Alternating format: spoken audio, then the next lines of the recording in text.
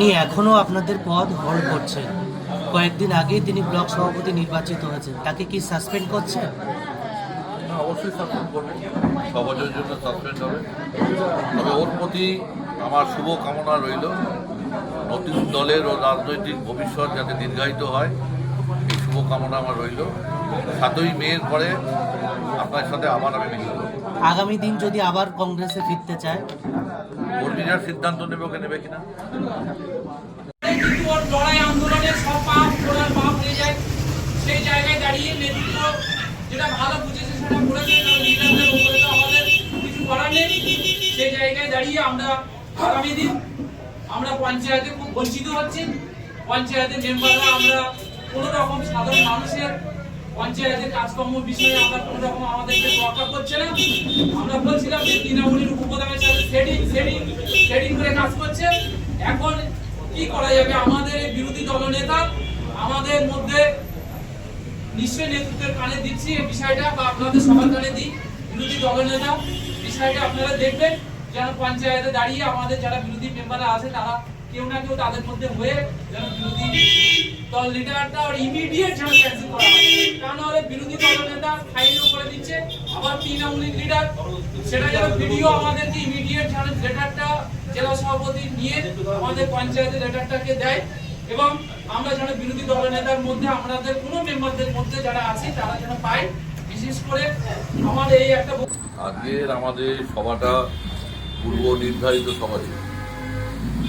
দুর্ভাগ্যবশত গতকাল আমাদের ব্লকের যে সভাপতি ছিলেন কাদের সর্দার, সে ক্ষমতাসীন রাজনৈতিক দলের ছত্রছায়ায় থাকার ইচ্ছা প্রকাশ করে সে দল ছেড়ে চলে গেছে। স্বভাবতই আমাদের সভাটা তো পোস্টপোন করার যাতে না হয় সেই জন্য আমি এসেছি, এবং এখানে কংগ্রেসি কর্মীরা এবং বুথে যারা লড়াই করে গত নির্বাচনে কংগ্রেসকে পঞ্চায়েতে জয়লাভ করেছে সেই কর্মীদের ডাকে, সেই কর্মীদের আহ্বানে এই সভাটাকে যাতে পোস্টপোন না হয় সেই জন্য আমি এসেছি এদের সাথে কথা বলতে, এবং এদের আগামী দিনে পিপা অঞ্চলে কংগ্রেসটাকে আরও শক্তিশালী কীভাবে করা যায় তার একটা রূপরেখা তৈরি করার জন্য। আপনারা শুনেছেন, আমিও শুনেছি যে তিনি দল ছেড়ে চলে গেছিলেন। তিনি বলেছেন আমি দলে বিজেপির বিরুদ্ধে লড়াই করবার যে রসদ, সেই রসদ জেলা এবং রাজ্য স্তর থেকে পাচ্ছিলাম না।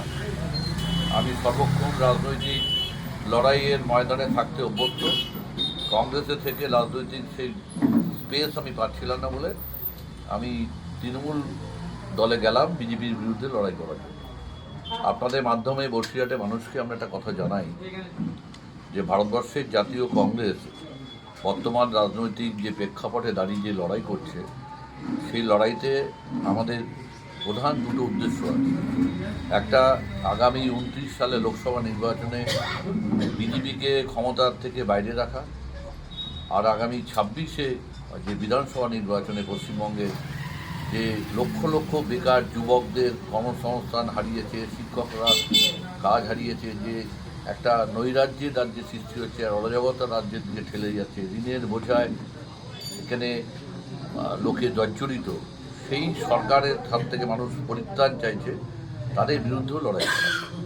তা আমার ব্লক সভাপতি 4 মাস আগে কনভেনার অ্যাপয়েন্টমেন্ট পেয়েছেন। তা আমার অন্তত জানা আছে যে 2টো প্রোগ্রাম কনভেনার অ্যাপয়েন্টমেন্ট করার পরে করেছেন। একটা প্রোগ্রামে আমি নিজে এসেছি এবং রাজ্য সভাপতিও ছিল, আর একটা প্রোগ্রাম, একটা মিছিল হয়েছে বসিরহাটের মধ্যে, সেই মিছিল জেলা কংগ্রেসের নামেই হয়েছে, এবং সেই মিছিলে মানুষের স্বতঃস্ফূর্ত সাড়া আমরা পেয়েছি। তারপরে যখন ব্লক সভাপতি হিসেবে তাকে অ্যাপয়েন্টমেন্ট দিয়েছি, তাও বেশ কিছুদিন হয়ে গেছে, এখনও অবধি জেলার কাছে, গতকাল দিনটা বাদ দিলে 20 তারিখ অবধি জেলার কাছে নির্ধারিত কোনো কর্মসূচি এই ব্লক থেকে আসেনি যে কাদের সরকারের নেতৃত্বে বা কাদের সরকার তত্ত্বাবধানে এই ব্লকে বিজেপি বিরোধী বা তৃণমূল বিরোধী কোনো আন্দোলন সংগঠিত হয়েছে। গতকাল রাজনৈতিক অপরিপক্বতার মধ্য দিয়েও যে বক্তব্য রেখেছে, তাতে আমি মনে করি যে ও যে এতদিন যে লড়াইটা করেছিল সেটা বিজেপির বিরুদ্ধে এবং তৃণমূলের বিরুদ্ধে, তা হঠাৎ করে একটা ক্ষমতাসীন দল এই রাজ্যে রয়েছে, যে তৃণমূল ওর কাছে ভালো হয়ে গেল এবং তৃণমূল দলে ও জয়েন করলো। সেখানে তৃণমূল একদম পবিত্র গঙ্গার স্নান করে আসার মতো ও গঙ্গায় স্নান করে তৃণমূল বিরুদ্ধে বক্তব্য যে রেখেছে এতদিন, সেই বক্তব্য কি উইথড্র করতে পারবে? তৃণমূল চোর যে বক্তব্য স্লোগান রেখেছে, তৃণমূল গরিব মানুষকে লুট করেছে, তৃণমূল রেশনের চাল লুট করেছে, তৃণমূল মানুষের চাকরি লুট করে খেয়েছে, যে স্লোগান এই বসিরহাটে মুখেও মাইকে দিয়েছে, সেটাকে উইথড্র করতে পারবে?